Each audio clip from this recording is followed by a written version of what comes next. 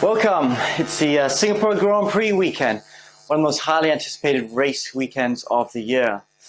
It's quite a venue, in fact. I mean, it's a Friday right now, and I'm here in the Ritz-Carlton, and that's what makes Singapore Grand Prix so special. You know, we have so many great buildings and hotels overseeing the track, so you can see a lot of the action. In fact, from my window, if you just pan over here, we can actually see the paddock.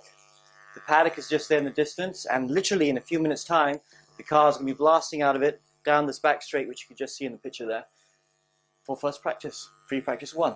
So it's going to be a lot of fun. I mean, what is going to happen? What do we expect for this weekend? Well, it's a great thing about street tracks. It's very hard to predict anything. It's very slippery conditions. We often have cars going off. Very easy to carry a couple Ks too quick around a corner and just slide into the barrier, and that's it. Your race is done. So much track evolution over the race weekend. In fact, so much track evolution over a race or even a practice session.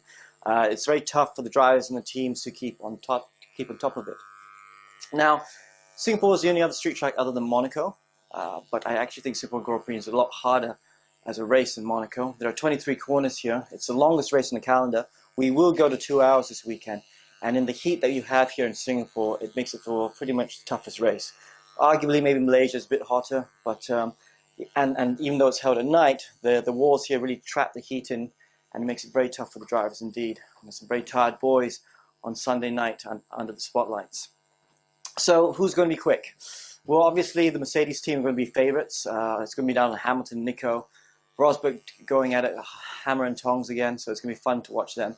But I was talking to Christian Horner of Red Bull yesterday, and he seems to be quite optimistic. Red Bull going to be quick. He seems to be thinking that Vettel's going to be strong as well. And you really do get the feeling that Vettel's kind of turned the corner a little bit, so it'll be quite fun to see how well he does. Don't forget, he's won this race the last 3 years, so I think he will be a factor. Other than that, join us later for Formula Friday. I'm off to the paddock now. I'm going to go see some of the guys during free practice 1. Then I'm going to shoot off to the studio, and we'll film Formula Friday. So I'll see you guys then. See ya.